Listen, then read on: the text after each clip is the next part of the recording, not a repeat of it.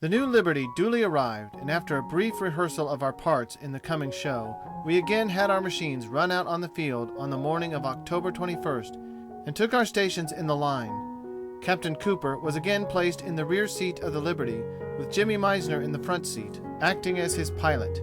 Jimmy was to keep his machine as near the actors as possible, always flying to the left side, so that the photographer might face the show and keep his handle turning with the least possible difficulty. Reed Chambers sat in the front seat of the captured Hanover and piloted it.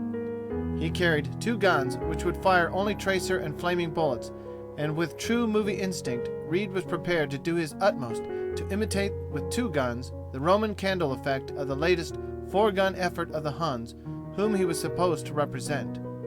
In the rear seat of the Hun machine sat Thorne Taylor, the villain of the play.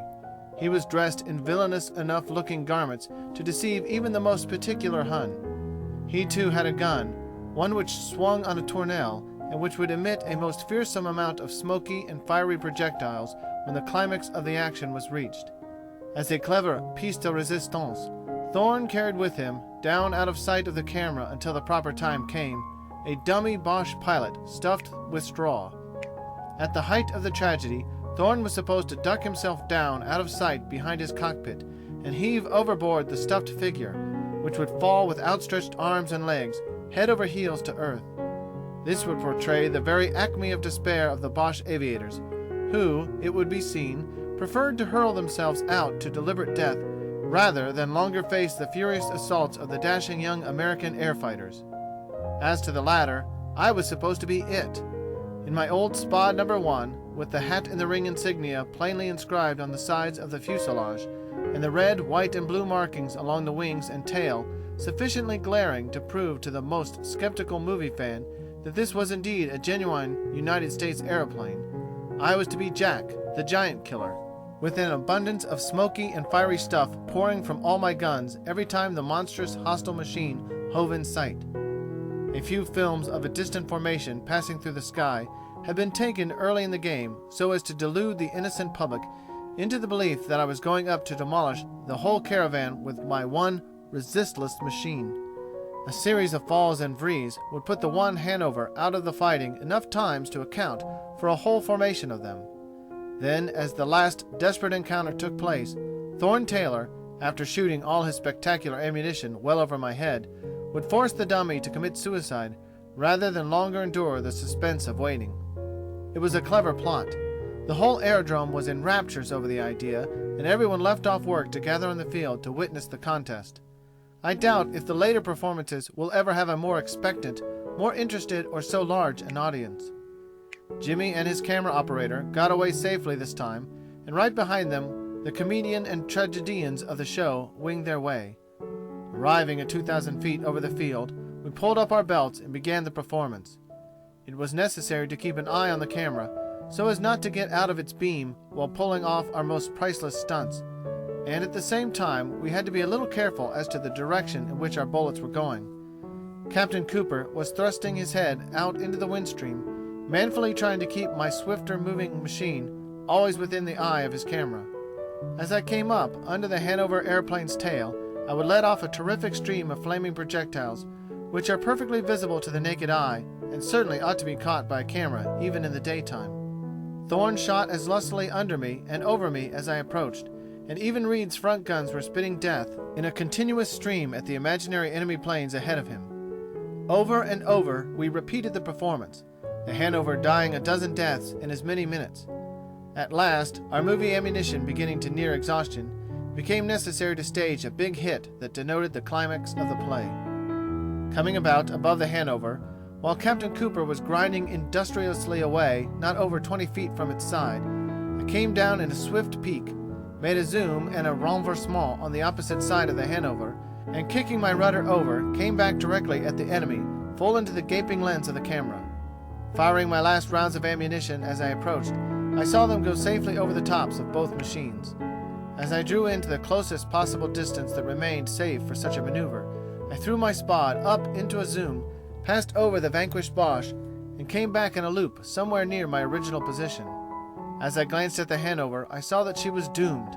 A quantity of lampblack, released by the crafty Taylor, was drifting windward, indicating that something seriously wrong had occurred with the enemy machine. Such a dense cloud of smoke would satisfy the dullest intellect that he must soon begin to suspect fire. And ha! There she comes. I knew she was afire. Sure enough, several bright landing flares suddenly ignited under the Hanover's wings, throwing a bright gleam earthwards, but prevented from injuring the wings themselves by the tin surfaces above them. Finding longer existence on such a burning deck utterly unendurable, the poor dummy gathered himself together in the arms of the stalwart Taylor, and with one tremendous leap, he departed the blazing furnace forever. While Taylor kept himself resolutely hidden below decks, Chambers, throwing out the last of his sack of lampblack, lifted over onto the side the doomed machine and gave a good exhibition of the falling leaf.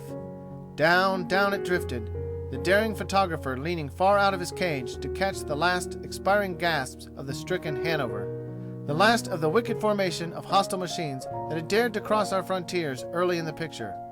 And then, just as he was prepared to flash on the "Good night" sign and entertain the departing audience with views of the best line of corsets to be had at reasonable prices at Mo Levy's Emporium, just then the real climax of the play did appear. We had necessarily wandered some little distance away from the vicinity of our aerodrome while firing genuine flaming bullets over each other, so that the falling missiles would not cause any injuries to property or persons below. Paying little attention as to just where we were flying, so long as open country was below us, we had not noticed that we were some miles south and west of our starting place, and almost immediately over the edge of a French aerodrome. Suddenly, a puff of real Archie smoke in the vicinity of the Hanover told me that some enthusiastic outsider was volunteering his services in behalf of our little entertainment. Another and another shell burst before I could reverse my direction and get started to place my spod close to the black machine wearing the iron cross of the Kaiser. Reed Chambers took in the situation at a glance, pointed down the Hanover's nose, and began at once to descend for a landing on the French aerodrome below us. At the same moment, several French brigade left the field and began climbing up to assist me in my dangerous task of demolishing the Hanover. Diving down to intervene between them before any more shooting was done, I succeeded in satisfying the Frenchman that I had the affair well in hand and that the Hanover was coming down to surrender. Without further incident, we all landed and got out of our machines. The French pilots, their mechanics and poilus gathered about in a curious body, while I laughingly hurried over to the side of Reed's machine and explained to the assembly the meaning of this strange performance. They all laughed heartily over their mistake, all except Reed and Thornton Taylor of the Hanover crew, who, from the expressions on their faces, seemed to admit that the joke was on them. Getting away again, the Hanover flew home under my protection. After it had landed, I climbed up through the clouds where Jimmy and the movie man were still waiting for me. There I stunted for a while in front of the camera, giving some excellent views of an aeroplane bursting through the clouds and some close-ups of all the aerial tumbling that a spod is capable of performing. Next day, Captain Cooper departed with his films for Paris, where he expected to turn them over to the American authorities and, if permitted, take a copy of them for public exhibition in Paris and the United States. A day or two after Christmas, on my way through Paris to New York, I learned that these pictures had turned out very well and would soon be shown in the movie palaces of the cities of America. The captured Hanover was flown into the American station at Orly, near Paris, a few days after the armistice was signed, and from there was shipped to America to be placed upon exhibition. Major Hartney and Lawrence L. Driggs of New York, who were visiting us at the time, flew in it from Verdun to Paris in a little less than an hour and a half. One captured Fokker machine and an escort of 2 Sopwith camels and 1 Spad accompanied them, for the enemy machine still carried the war markings of the German air service, and inquisitive Frenchmen along the way might be tempted to try to capture them a second time. So far as I know, these were the only 2 enemy airplanes captured by the American forces during the war. The Fokker came down upon our field at Verdun just a day or two before the end of hostilities, and was turned over to 95 Squadron as their capture, since they operated this field. The pilot had given himself up, saying he thought he was landing upon his own aerodrome at Metz. He had become lost in the fog, and as the 2 aerodromes are similarly situated along the edge of a river's course, his mistake was quite probable. Another 2-seater, a Halberstadt machine, came down upon the American field at the supply station at Colombey-les-Belles, under similar circumstances a few days before the armistice was signed. But in this case, the capture was a deliberate surrender. The two occupants climbed out of their machine and in pure New York patois informed the startled mechanics that they wished to make a bargain with them. They were, it transpired, two Yiddish gentlemen of German extraction who for some years had been in business in New York. The war caught them in Germany, and they were perforce thrust into the service of what had once been their mother country. After many vicissitudes, they both entered aviation, seeking for the opportunity of flying over the lines and giving themselves up. Now a chance had arrived. Both of them getting permission to cross the lines in the same machine, they made straight for our headquarters at Colombey-la-Belle, and now offered a perfectly good machine, valued at not less than $10,000, in exchange for their freedom and a pass back to Harlem. It was an attractive offer, but since they were already in our custody as prisoners and the machine was regarded as a capture, their conditions were respectfully declined. The Halberstadt was likewise later sent to Orly and thence to America with the Fokker and Hanover, which had been taken in by 94 and 95 squadrons. The following afternoon I escaped assassination by 4 red-nosed Fokkers by the narrowest margin ever vouchsafed to a pilot, and at the end of the combat flew safely home with my 21st and 22nd victories to my credit. Curiously enough, I had gone out over the lines alone that day with a craving desire to get a thrill. I had become fed up with a continuation of eventless flights. Saying nothing to any of my fellows at the aerodrome, I went off alone with an idea of shooting down a balloon that I thought might be hanging just north of Montfaucon. While I did not get a shot at the balloon, I got all the thrill I needed for several days to come. It was about 5:30 in the afternoon when I ordered out my machine and set off for Montfaucon. As I neared the Meuse Valley, I found the whole vicinity was covered with a thick haze. So thick, in fact, that the Germans had hauled down all their observation balloons. There was nothing a mile away that could be observed until another day dawned. Over to the south, the sky was clearer. Our own balloons were still up, but no enemy airplanes would be likely to come over our front again so late in the evening. While I was reflecting thus sadly, a bright blaze struck my eye from the direction of our nearest balloon. I headed around towards this spot in the shortest possible space of time. There could be but one explanation for such a blaze. A late roving Hun must have just crossed the lines and made a successful attack upon our balloon over Exermont.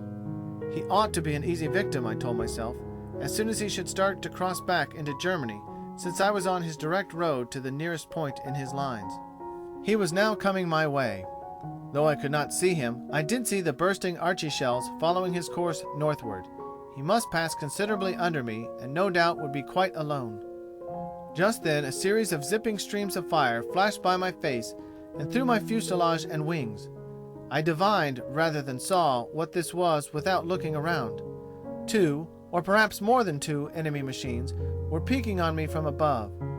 Utterly absorbed in planning what I should do to catch the other fellow, I had been perfectly blind to my own surroundings. The Hun balloon strafer had a protective formation waiting for him. They had seen me come over and had doubtless been stalking me for many minutes without my knowing it. These thoughts flashed through my mind as I almost automatically zoomed up and did a climbing chandelle to escape the tracer bullets directed at me. I did not even stop to look at the position of my assailants. Knowing they were above, I concluded instantly that they had prepared for my diving away from them, and that therefore that would be the best thing for me to avoid. I fortunately had reasoned correctly. As I sped upwards, 2 red-nosed Fokkers, my old friends of the von Richthofen Circus, sped down and passed me. But even before I had time enough to congratulate myself upon my sagacity, I discovered that only half of them had passed me. 2 more Fokkers had remained above on the chance that I might refuse to adopt a plan they had determined upon for me.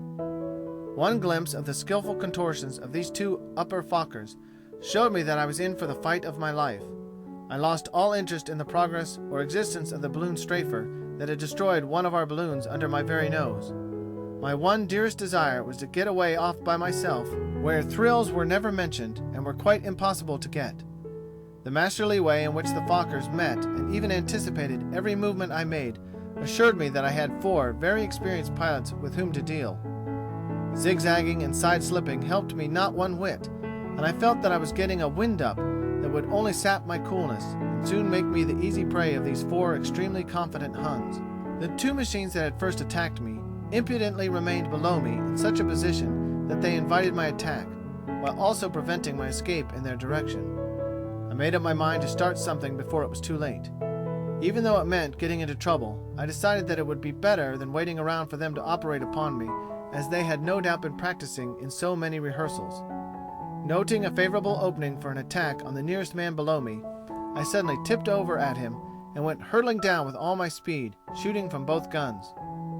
I had aimed ahead of him, instead of directly at him, to compel him either to pass ahead through the path of my bullets, or else dip down his nose or fall over onto his wing, in either case providing me with a fair target before he could get far away. He either preferred the former course, or else did not see my bullets until it was too late. He ran straight through my line of fire, and he left it with a gush of flame issuing from his fuel tank. I fully believe that several bullets passed through the pilot's body as well. Considerably bucked up with this success, I did not seize this opportunity to escape, but executed blindly a sudden loop and renversement, under the strongest impression that my two enemies above would certainly be close onto my tail and preparing to shoot.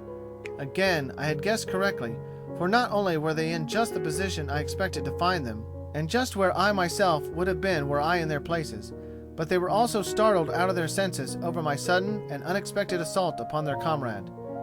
It is never an encouraging sight to see one comrade's machine falling in flames. It is sufficient to make the stoutest heart quail unless one is hemmed in and is fighting for his very life. But however that may be, my three neighbors did not turn to continue the combat with me, nor did they even pause for an instant to threaten my pursuit. All three continued their headlong dive for Germany with a faster and heavier Spad machine following them, and gaining on them every second. My blood was up, and I considered that I had been badly treated by the red-nosed Boche. I was 3 miles inside their lines. Other enemy machines might very easily be about. I had no time to look about to see, and I had just escaped from the very worst trap into which I had ever fallen. Yet I could not resist the mad impulse of paying back the 3 Huns for the scare they had so recently given me. Though the Spad is faster than the Fokker, the fleeing Huns had a slight start over me, and I did not immediately overtake them. One of the 3 gradually fell back behind the others. The ground was getting nearer and nearer, and it was growing very much darker as we approached the earth's surface. At about 1,000 feet above ground, I decided the nearest Fokker was within my range. I opened fire, following his gyrations as he maneuvered to avoid my ever-nearing stream of lead. After letting go at him some 200 bullets, his machine dropped out of control and I ceased firing. His 2 companions had never slackened their pace and were now well out of sight in the shadows. I watched my latest antagonist flutter down and finally crash, and then awoke to the fact that I was being fired at by hundreds of guns from the ground. The gunners and riflemen were so near to me that I could distinctly see their guns pointed in my direction. I had dropped down to within 100 yards of earth. All the way back to the lines I was followed by machine gun bullets and some Archie. Absolutely untouched, I continued on to my field, where I put in my claim for 2 enemy Fokkers, and after seeing to the wounds of my faithful Spad, walked over to the 94 mess for supper.